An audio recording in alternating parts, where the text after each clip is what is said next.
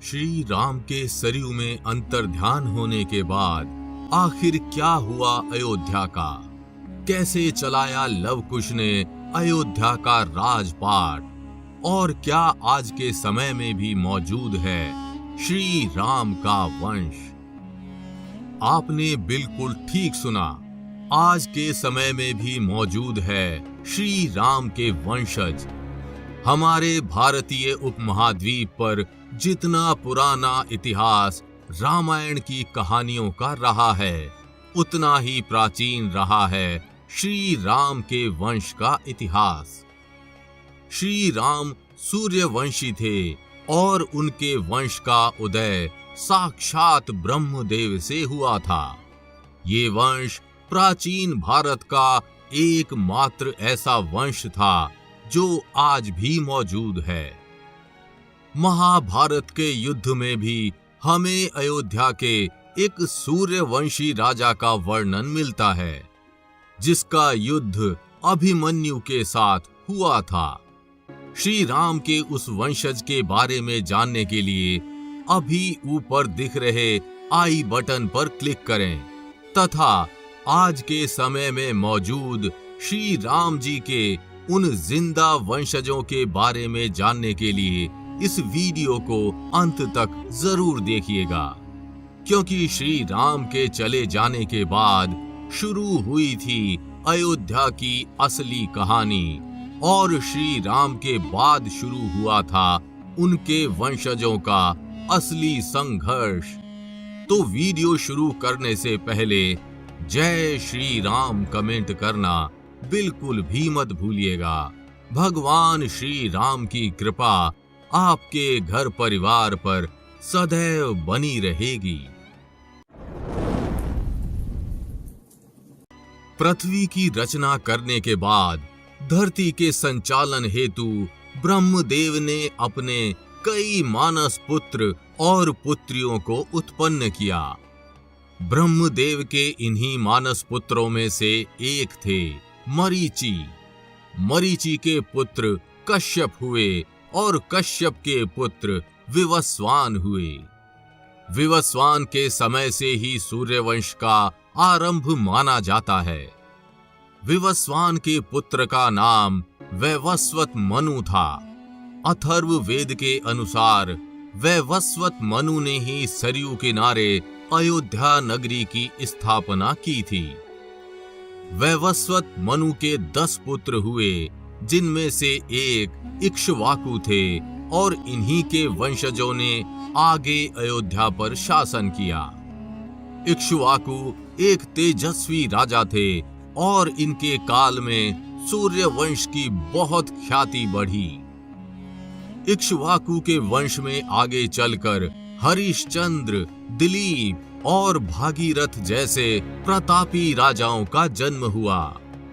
भगीरथ के पुत्र ककुत्स हुए और ककुत्स के पुत्र का नाम रघु था।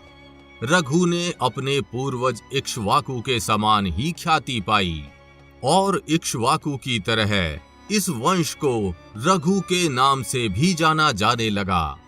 रघु के बाद इस कुल को रघु कुल के नाम से भी संबोधित किया जाने लगा।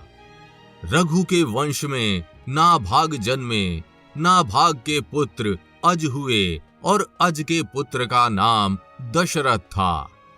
दशरथ के पुत्र श्री राम थे और इस प्रकार ब्रह्मदेव के 67वीं पीढ़ी में राम जी का जन्म हुआ।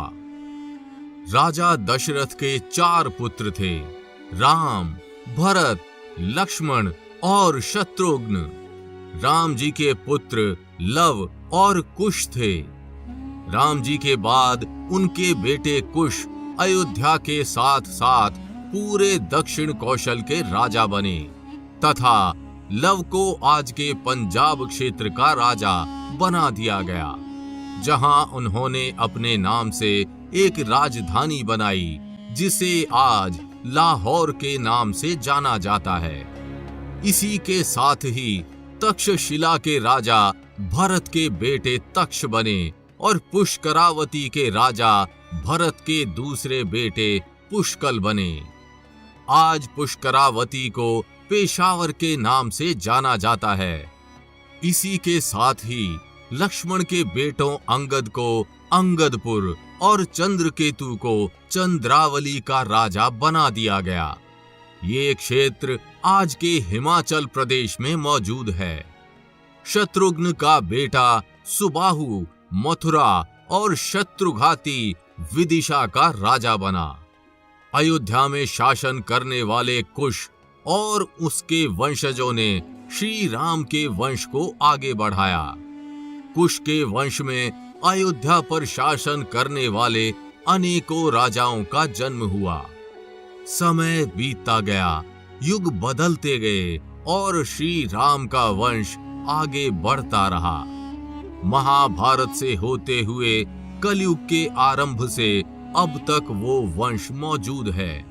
पीढ़ियां भले बदलती गईं, लेकिन श्री राम के वंशज अपने कुल का इतिहास नहीं भूले। कलयुग आते आते श्री राम का वंश अनेकों भिन्न शाखाओं में बंट गया और इसलिए इन्हें अनेकों नामों से जाना जाने लगा। आज के समय में मौजूद शाक्य वंशी श्री राम के ही वंशज माने जाते हैं।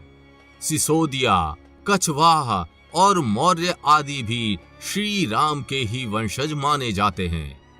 आज के जयपुर राजघराने की महारानी पद्मिनी और उनके परिवार के लोगों का संबंध सीधा श्री राम पुत्र कुश से है। महारानी पद्मिनी के अनुसार उनके पति भवानी सिंह राम पुत्र कुश के 309वें पीढ़ी के वंशज थे। इस घराने के इतिहास की बात करें तो 21 अगस्त 1921 को जन्मे महाराज मान सिंह ने 3 शादियां की थी। मान सिंह की पहली पत्नी मरुधर कंवर, दूसरी पत्नी का नाम किशोर कंवर तथा तीसरी पत्नी का नाम गायत्री देवी था। महाराजा मान सिंह और उनकी पहली पत्नी से जन्मे पुत्र का नाम भवानी सिंह था। भवानी सिंह का विवाह राजकुमारी पद्मिनी से हुआ, लेकिन इनका कोई पुत्र नहीं हुआ। उनकी मात्र एक बेटी है जिसका नाम दिया है। राजकुमारी दिया का विवाह नरेंद्र सिंह के साथ हुआ है। दिया के बड़े बेटे का नाम पद्मनाभ सिंह और छोटे बेटे का नाम लक्ष्यराज सिंह है। इस प्रकार आज के जयपुर राजघराने का संबंध सीधा श्री राम के वंश से माना जाता है। राजस्थान के मेवाड़ पर राज करने वाला सिसोदिया राजवंश भी श्री राम का ही वंशज माना जाता है। बप्पा रावल, महाराणा प्रताप, राणा सांगा और राणा कुंभा जैसे वीर राजाओं का जन्म इसी वंश में हुआ था। आज भी सिसोदिया राजवंश के ध्वज में मौजूद सूर्य भगवान उनके सूर्यवंशी और श्री राम के वंशज होने का प्रमाण देते हैं। सिर्फ यही नहीं, बल्कि भारत में अनेकों ऐसे छोटे बड़े राज्य और जातियां मौजूद हैं जो श्री राम के वंशज होने का दावा करती हैं। सिर्फ भारत में ही नहीं, बल्कि भारत के बाहर भी श्री राम के वंशजों का वर्णन मिलता है। आज भी थाईलैंड के राजा को राम की उपाधि दी जाती है।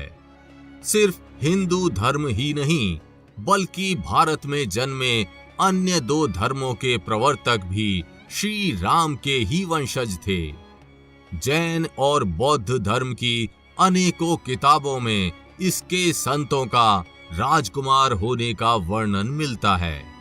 महात्मा बुद्ध और महावीर जैन दोनों राजकुमार थे और दोनों का संबंध सूर्य वंश से था। इस प्रकार श्री राम का वंश कई मायनों में महत्वपूर्ण है।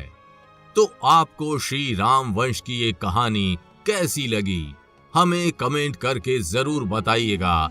और अगर ये वीडियो अच्छी लगी हो तो इसे लाइक व शेयर कर चैनल को सब्सक्राइब करना बिल्कुल भी मत भूलिएगा।